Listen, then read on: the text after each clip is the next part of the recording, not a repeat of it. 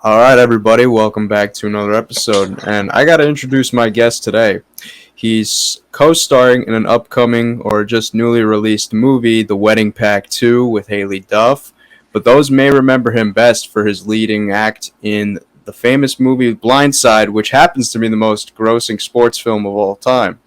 My guest today, Quinton Aaron. How you doing? What's going on? How you doing? Not too bad. How's 2022 been treating you? Pretty good, actually. Pretty good. A lot of changes, a lot of transitions in my life. Moving into a new chapter. I just moved to Nashville, Tennessee, and started recording music. So, Oh, wow. uh, yeah, I've been singing all my life, but I never really did the artistry of actually writing and recording and stuff until now. So, One of those hidden yeah. niches? I don't really know if it's hidden because last time I've been singing all my life, so like a lot of people know that I can sing, but I guess it hasn't really been telegraphed in the industry as much. So to hit into the industry, yes, but Mhm. yeah, I got some new music coming soon, so Is you is know. that what prompted the move to Nashville? Because I know they're a very big music city, obviously, as you know. I mean, I don't really know if music was the reason for the move as opposed to one of them. It was. Yeah, I mean, I came out here to do some music with some friends. But I think when I made the decision to move, it was kind of last minute, but it was also like, you know what, why not? I'm a nomad. Like I live a very nomadic lifestyle, being single, never married, no kids yet. I kind of just go where the wind blows sometimes. And so, yeah, this was So are one of you the those. yeah? Are you the type of person then, like because obviously being in like films and stuff, like there's added eyeballs. Are you the type of person that maybe once the film and the finished product is out there, you would more so rather tiptoe into a room than to make like a splash, or do you like the eyeballs and attention? I try to tiptoe at times, but I've come to realize that being 6'8", it's kind of impossible to not be seen at times. So you just kind of, go with it. Hmm. Just learn to adapt and just go with it.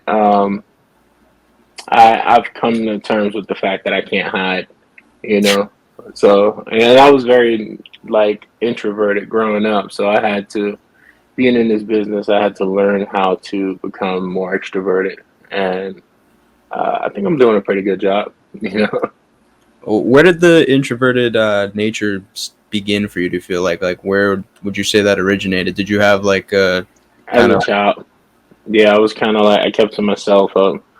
I got bullied a lot as a kid, so I didn't really have many friends growing up. I had some friends, but then when I moved away, my friends didn't move with me. So, I kind of just did my own thing and tried to keep to myself, and not make any, waves. You grew up in the Bronx, right? hmm For the most part, born and raised in the Bronx. I lived there for the first 12 years of my life, and then moved down to Georgia. Did middle school and high school. Graduated, moved back to the Bronx, and started pursuing a career in the industry. So, So I'd assume Nashville's a much different wavelength then. oh yeah, but like I said, being nomadic, I have lived in multiple states over the years now. So like from 2009, I was in. Let's see if I can remember.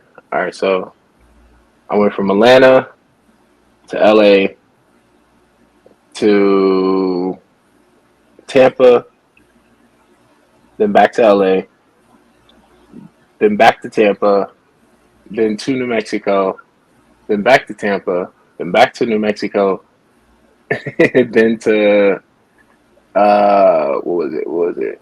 Arizona, then back to Tampa.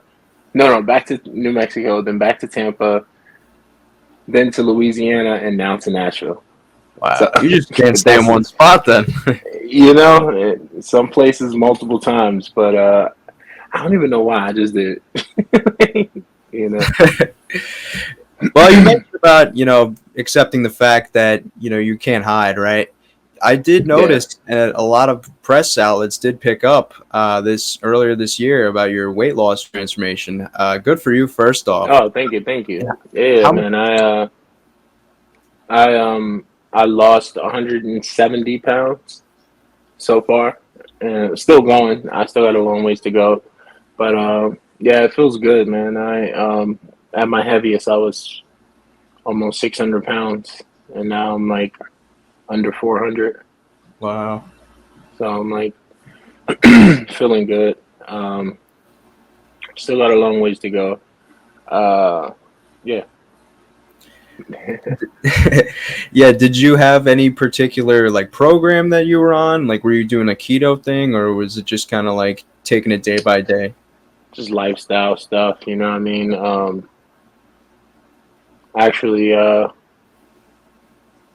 didn't want to give any credit to any of my secrets yet because I'm gonna release it later on. But yeah, I I made some lifestyle changes that were beneficial and that helped me along the way and that are still helping me along the way. And yeah, I just want to, at the end of the day, I had to make that decision mentally first to decide to be here. Like I said, I'm 37. I'll be 38 in August.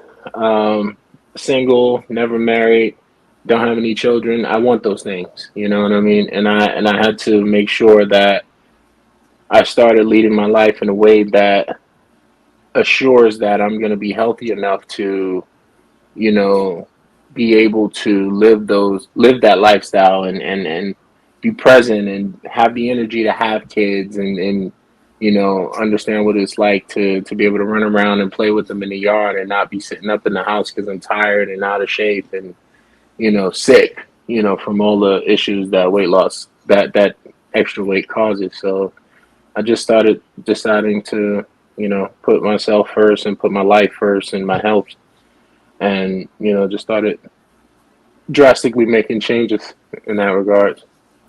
Well, the first step is always mental. I notice with a lot of things, Exactly. like there's a physical element obviously to it with having to drop weight, but in order to Hmm. kind of kickstart that, you have to mentally get yourself in the mindset to do that. Yeah, Was definitely. there a particular turning point? I saw this one article about you had an incident with like a plane that you weren't able to board due to your weight. Was the catalyst for wanting to make that change, or? Well, no, that was years ago. That was 2015, 2014. That was a long time ago. That was man, I've been big for a long time.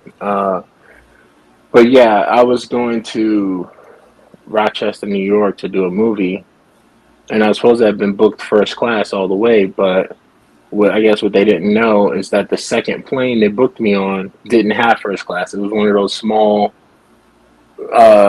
twin engine planes or whatever that has like X amount of seats, and then it's like two on this side, two on that side. Yeah. Yeah, so those seats are super small, and uh, good to say today I've been on one of those planes since with There you this go. new weight loss, and I could fit in the seat like with the arm down. So I was like, I'm actually pretty cool now. But see, back in the day, I was bigger, and so I was like a seat and a half. Like, and the plane, of course, was super full. It was like end of the night. It was like midnight. Like, and the plane is full all the way to the brim. So, and there was a guy that was supposed to sit next to me, and he was half on the seat and half off into the aisle, so he couldn't fit in the seat. So that wasn't gonna work. So they asked me to get off the plane. I was like, all right, cool. So I kind of just like got up quietly, trying not to make no waves or whatever. Got off. Didn't really think nobody knew who I was because nobody said anything. I didn't even see the looks that I normally see when people recognize me.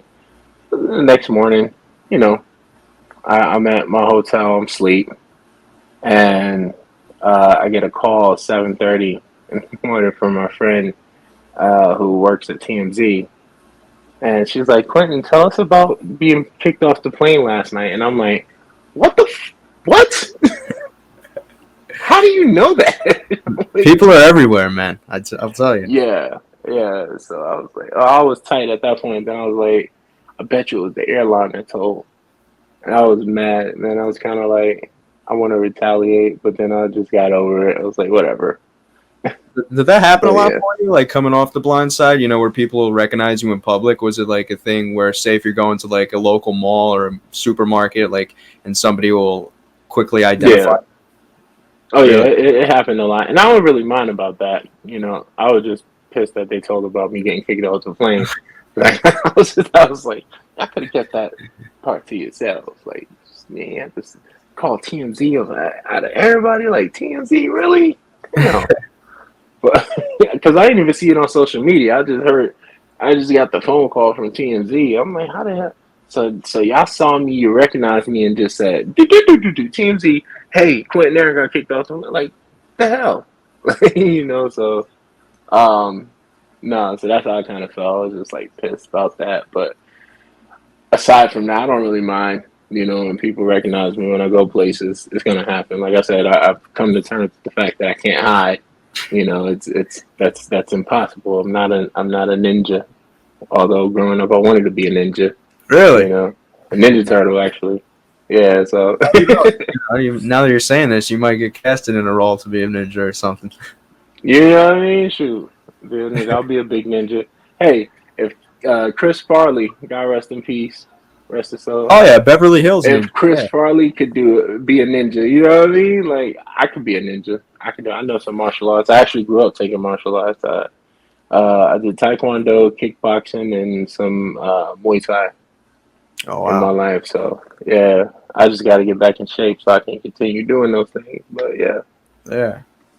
so Well, you do have this new movie that just came out, the Wedding Pact 2, of course. yes, I see that you're playing a florist. Is this role, right? I was working on the delicate side of my, kung fu. You know, you know, flower arrangement is a wax on, wax off technique in there somewhere. Yeah. At least that's what I'm telling myself. Was this something that was in the works for a while that got halted for COVID, or was this just something that you guys were able to pump out rather quickly? No, yeah, the film has been 3 years in the works, and now it's finally out for the world to see. I've only been involved for so we shot it last year, but like the year before that is when I got reached out to about the role, and then we were initially supposed to shoot, I think, last February, but then Hmm. because of COVID, that got pushed to May, and so Oh, that's when we wound up shooting in May. So, but yeah, now that it's finally out, it's actually pretty awesome to see, to have that film out. It's my first romantic comedy.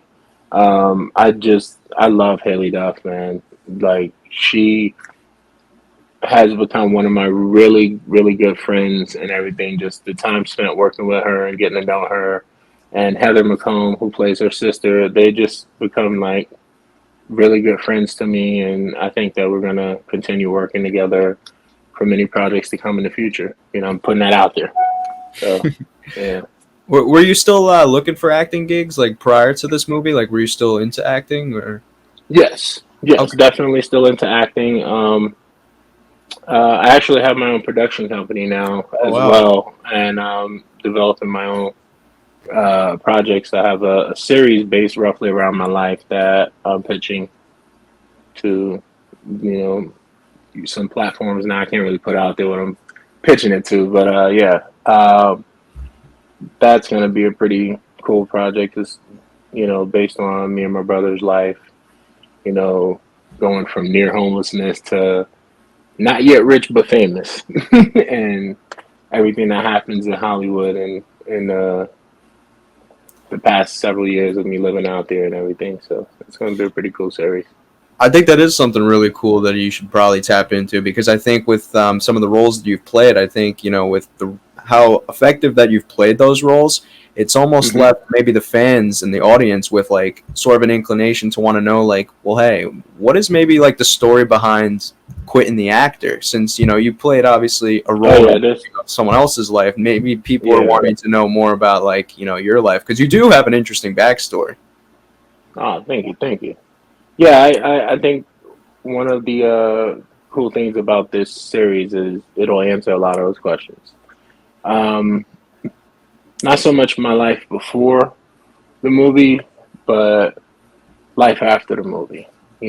Like getting this opportunity, moving to Hollywood, living life as a new kind of public figure and everything that happens along the way in the industry.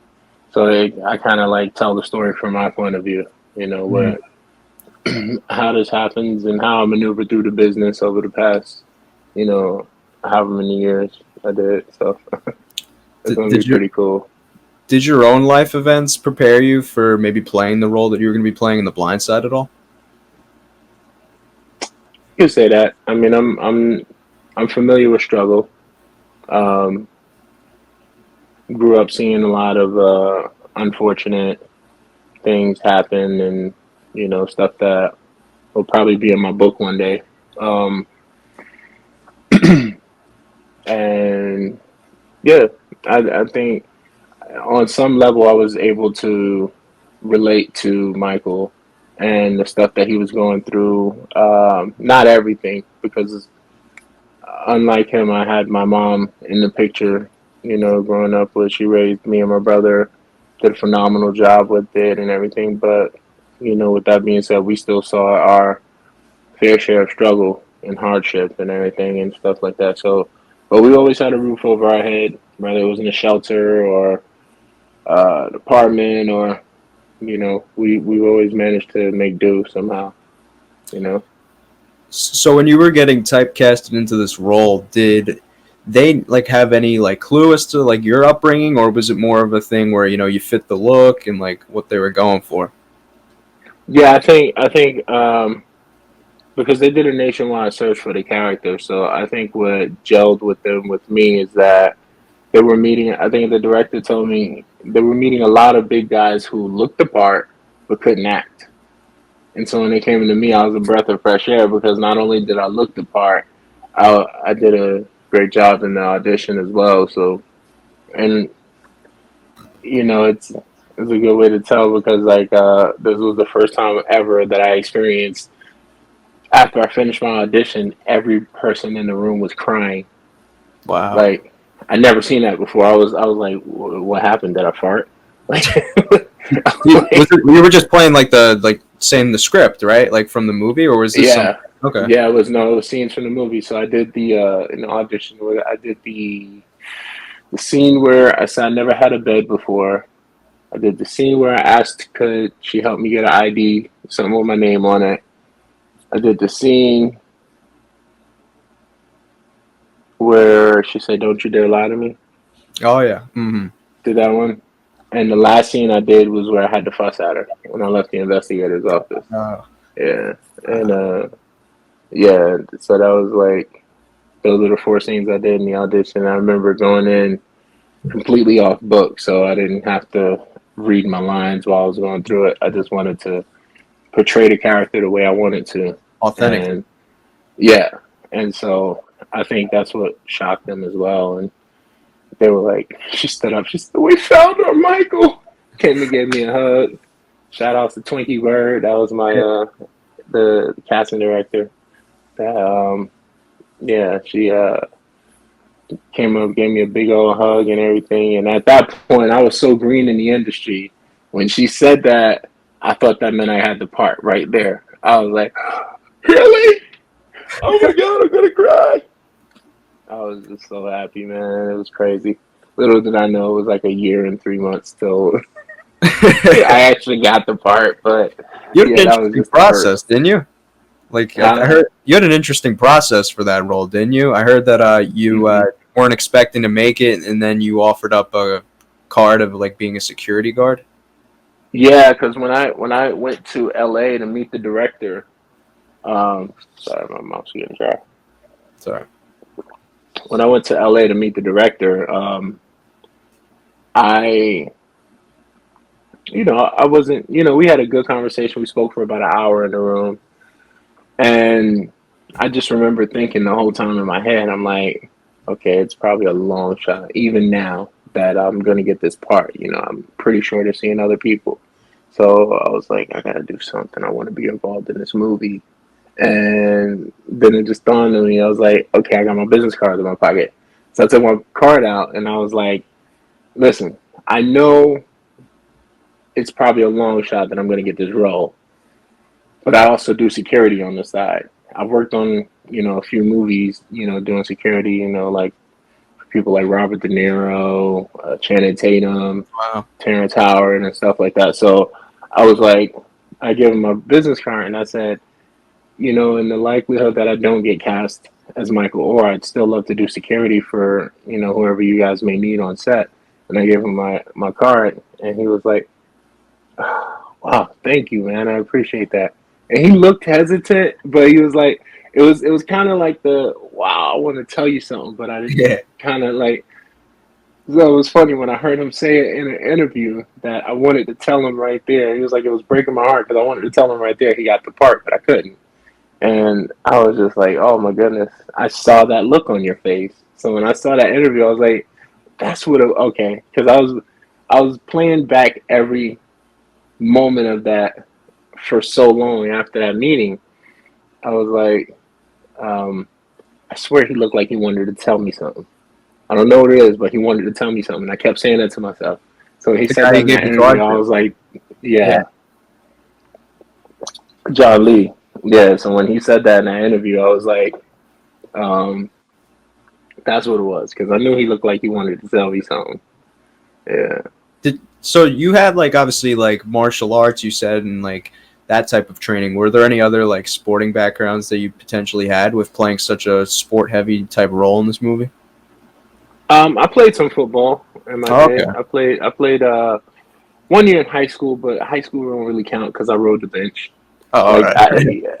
I mean, at the time growing up in high school, I wanted to play basketball. I wasn't really feeling football, but it was one of those things I did because everybody said play.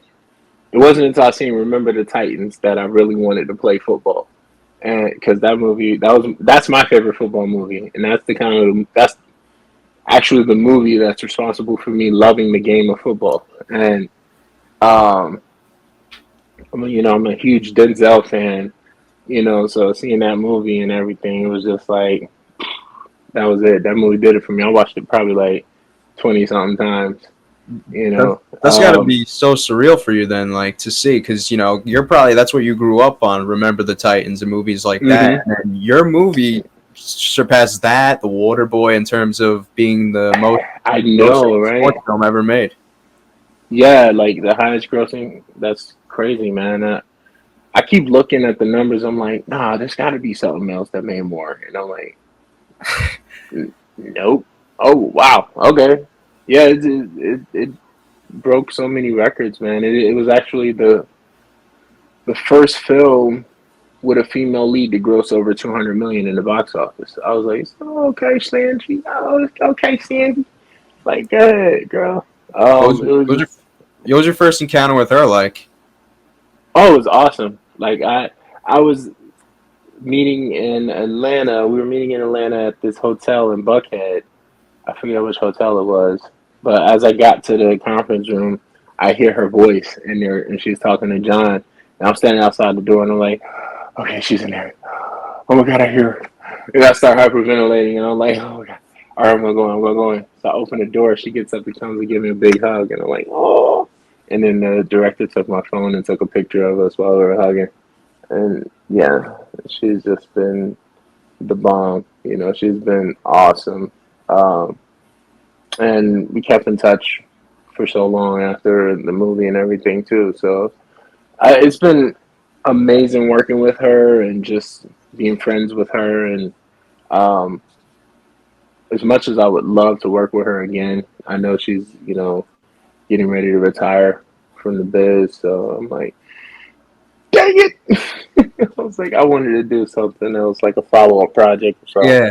Did it feel like that on the set? I mean, obviously, like you can't really pinpoint a Sandra Bullock film and be like, oh, this isn't gonna be good. But like very rarely does like something catch lightning in a bottle like it did the way The Blind Side did. Did it feel that way coming off this thing? Like once you got done, like this felt like magic that we just created, or were your expectations set reasonably like? Well, for me, because it was like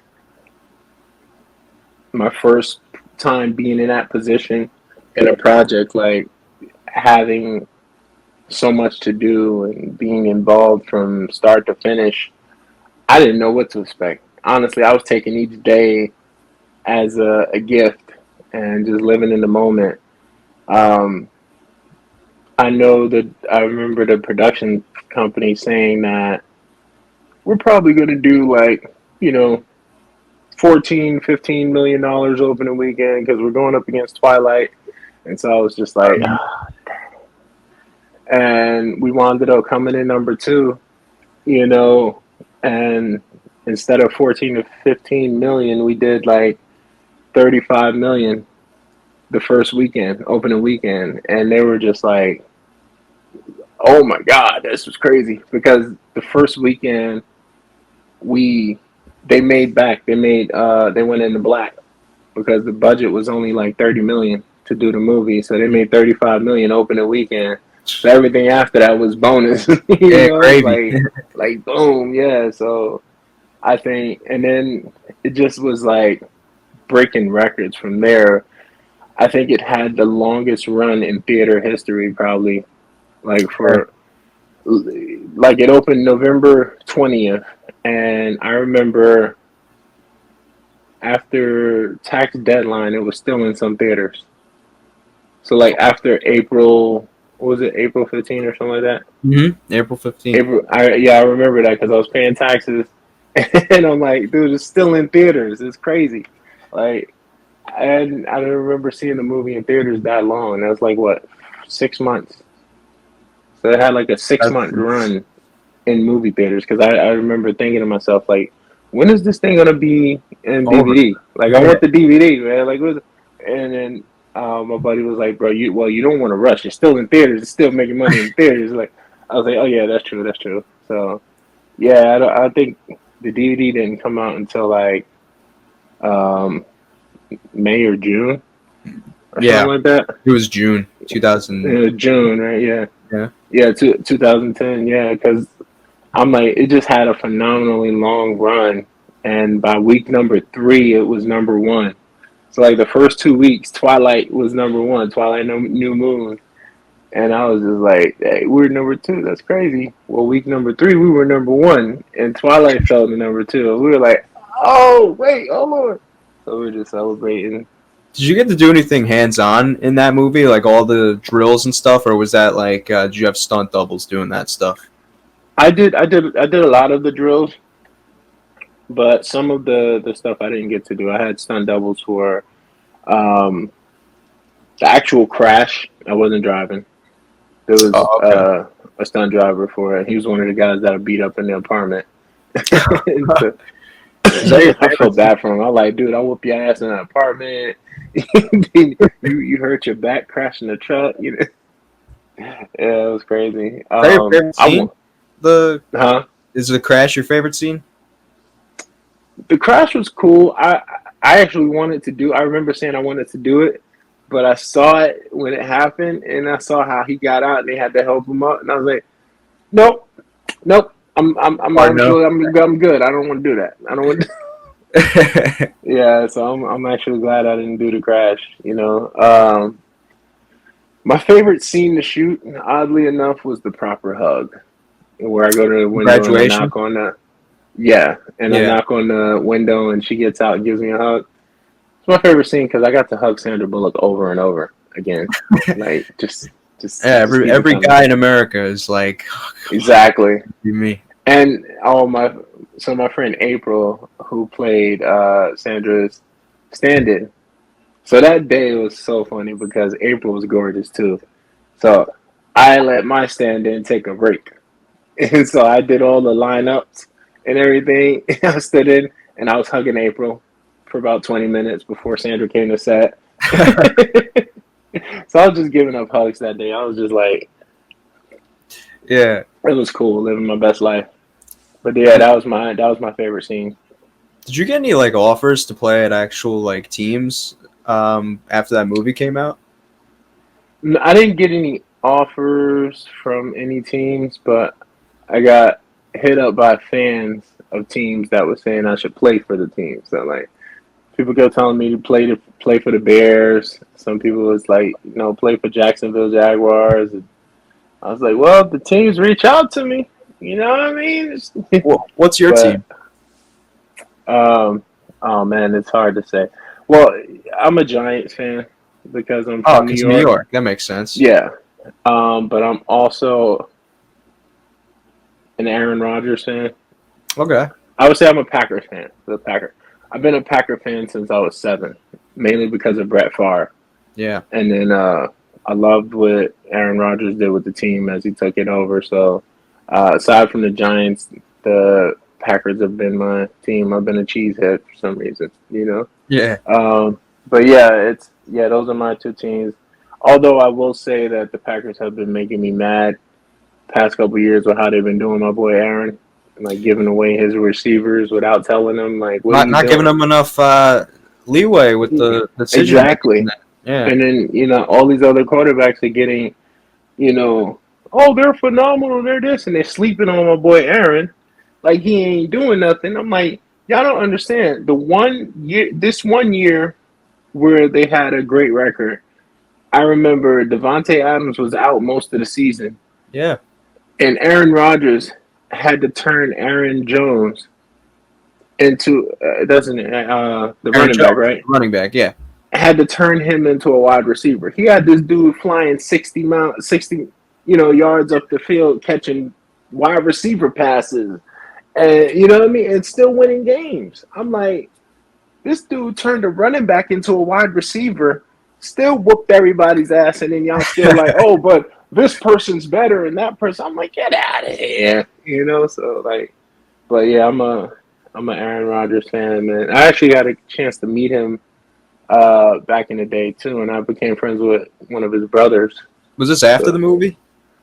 yeah, this was after the movie. This was probably like I think 2011, Oh wow. the Did he year that recognize you? the year they won the Super Bowl. I actually went to the Super Bowl. I was at that game. Did he recognize you? Yeah. He Oh wow, that knew he must knew have who been I great. was because we have a mutual friend in LA. So I met him. I think the first time I met him was probably at a Maxim party, Oh, okay. and it was in LA or something. We was all at the same table and all of that, and yeah, it was pretty cool, man. I met him, Jeremy Renner, and a few other like people out there that I met that time. It was pretty cool. But yeah, because of the movie, I've had the benefit of going to a lot of sporting events over the years and just meeting a lot of athletes and just it was pretty cool when I go to meet them and I'm like, oh man, you're you, and they're like, oh you're you. Like I'm a fan of theirs, but they're a fan of mine as well, and I'm Yeah. like, that's crazy. Yeah. So yeah. So your life's definitely changed like drastically since that movie came out. Yeah, definitely. I mean, in Hollywood, there's you still go through ups and downs, and you have dry spell seasons and everything where nothing's happening. For me, like my biggest was COVID, 2020. Oh my goodness, I didn't work from I want to say November of 2019 or sometime in 2019 until 2021. I think actually the Wedding Pact 2 was the first film I did since mid 2019. So I didn't work at all Industry 2020. got hit bad. Oh yeah, everybody did, and it was just that really weighed on me, and because not only did I not get any work, but I was in and out the hospital for COVID and stuff like that. So it was just it sucked, but I got through it. I'm still here and doing a lot more now, and like I said, moving into the next chapter of my life. You know. Yeah, you're doing speaking engagements now too, I heard, right? Yeah, I do a lot of speaking. I've been doing that over the years as well. Speaking at schools and other events and everything. So motivational speaking has kind of become, you know, another career path for me that I do. So Hmm. Well, I had a great time chatting with you today, sir, and picking your brain a little bit on some good topics. And hope that thank the you. rest of this year finds you well. Definitely, definitely. You too. All right. Take care. All right. Thank you. You too.